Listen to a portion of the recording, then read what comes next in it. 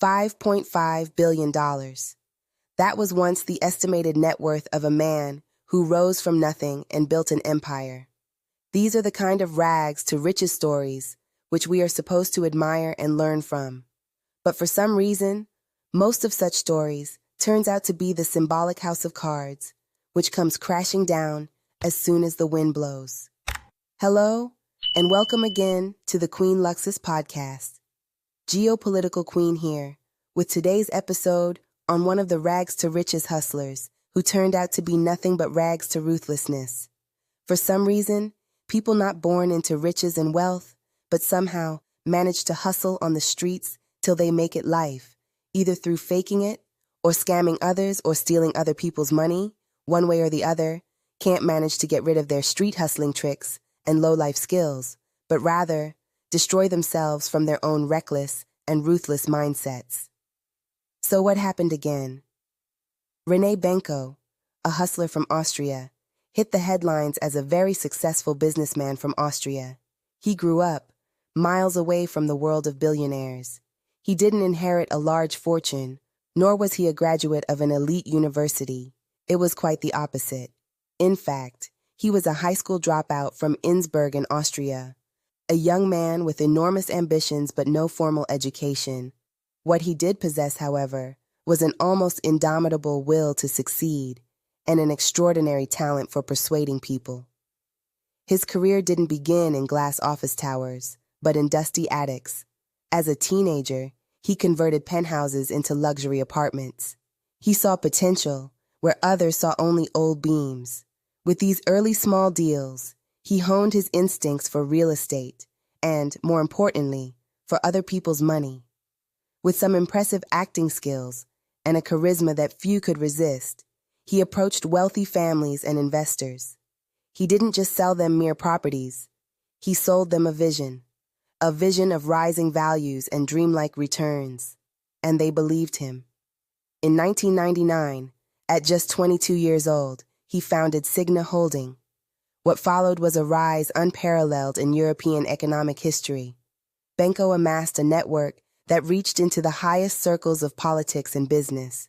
He cultivated relationships with former chancellors, influential industrialists, and bankers. With success came excess. René Benko didn't just want to be rich, he wanted everyone to see it. His lifestyle became a display of power and seemingly limitless opportunities. At its heart was a status symbol that overshadowed everything else. His 62-meter-long super yacht Roma, a floating palace with 6 suites for 12 guests, was served by a 16-person crew. On board was a cinema, a fitness center with 360-degree views, and a swimming pool. The annual operating costs alone were said to be around $4.5 million. The Roma wasn't just a vacation spot. It was Benko's floating office, designed to impress investors. But the yacht was only one piece of the puzzle. On land, he owned a lavish villa in Eagles above Innsbruck, an open-air hunting lodge, and a chalet in the upscale ski resort of Lech. He also had a private jet, a Bombardier Global Express. His legendary Turgelin, a traditional South Tyrolean harvest festival, became a must-attend event for the country's elite. Being invited to Benko's home meant being part of the inner circle. Within a few years, he transformed himself from a small-time attic conversion specialist to the king of luxury real estate. His name became synonymous with success. He was the Wunderkind, the health-mate billionaire who had shown everyone what he was made of. Yet no one seemed to question the true foundation upon which this breathtaking wealth was built. His business dealings were equally glamorous. Benko acquired a stake in the Chrysler Building in New York. In Germany, he bought the Alsterhaus department store in Hamburg, the Oberpollinger department store in Munich, and the KaDeWe department store in Berlin. His masterpiece was to be the Elbe Tower, a skyscraper intended to transform Hamburg's skyline. In 2019, Forbes magazine estimated his net worth at around $4.9 billion, a fortune that made him one of the richest men in Europe. He was sealing billions with a handshake and being courted by the world's most powerful people. He was the king of the city, the master of a global real estate empire. He was at the very top, but behind the glittering facade lay a house of cards built on debt that simply brought everything crashing down. Any curious person would ask, how could a single person build such a vast empire? The answer lies in Benko's business model, a system of low interest rates, rising valuations, and above all, debt. He bought prestigious properties with little equity, financing the rest with loans. In times of cheap money, this was easily possible. As soon as he owned the property, its value increased. This higher value served as collateral for new loans, which he used to buy more properties. A gigantic carousel of debt financing. To conceal this, he built a network of almost 1,200 individual companies spread across Austria, Germany, Luxembourg, and Liechtenstein, a black box. A particularly cynical move was his entry into the retail sector. He bought Karstadt and Kaufhof, not for their stores, but for the real estate. He then collected exorbitant rents from his own department stores. For years, this worked, but the house of cards, which was built on shaky foundations, started crumbling when the party got over. The global interest rate turnaround, beginning in 2022, was the death blow. Loans became unaffordable. Debts exploded. Real estate values plummeted. The cycle reversed, and the system that created money began to burn it. In the summer of 2023, the first major cracks appeared. The Elbe Tower project became a ghost construction site. By November 2023, Signa Holding was filing for bankruptcy. An avalanche followed. Creditor claims amounted to almost 40 billion euros. The yacht named Roma was sold for about 25 million euros, a fraction of its value. His private jet was sold, and his art collection auctioned off. His personal fortune, once over $5 billion, started dwindling away. Benko was now facing ruin.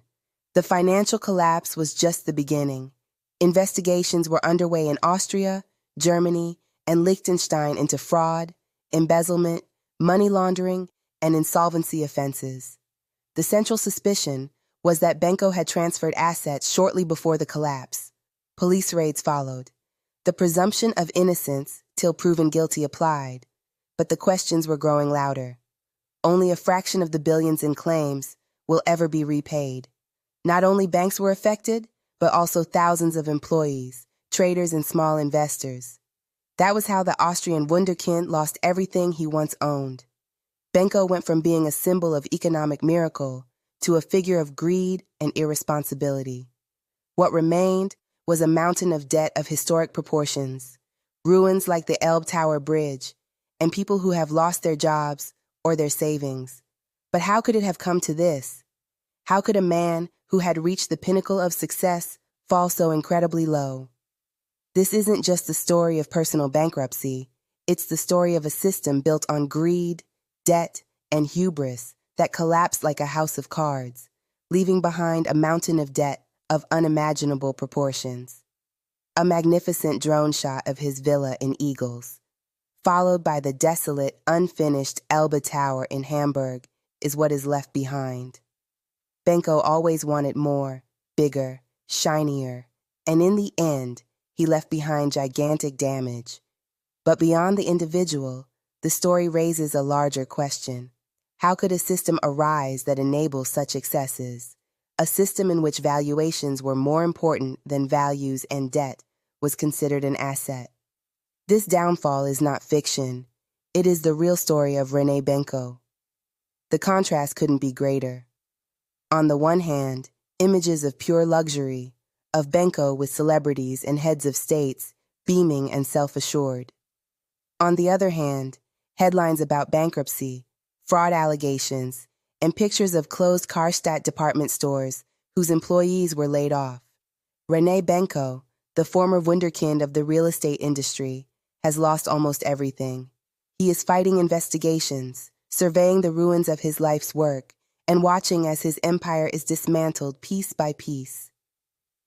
In October 2025, Austrian court gave ex-billionaire Benko 2 years prison for insolvency fraud. More cases are still ongoing in several courts. His fortune, once measured in billions, has shrunk to almost nothing. Meanwhile, creditors are still fighting for what's left. Perhaps this system is the real loser. So here you have it, folks. What do you think? Was René Benko a brilliant visionary who overreached, or a ruthless gambler at the expense of others? Who else bears responsibility? Well, if you enjoyed listening to how René Benko, the Austrian wunderkind, lost his 5 billion euros empire, then kindly leave your thoughts in the comments section below. And thanks for tuning in. I will be back with the next broadcast. Good day.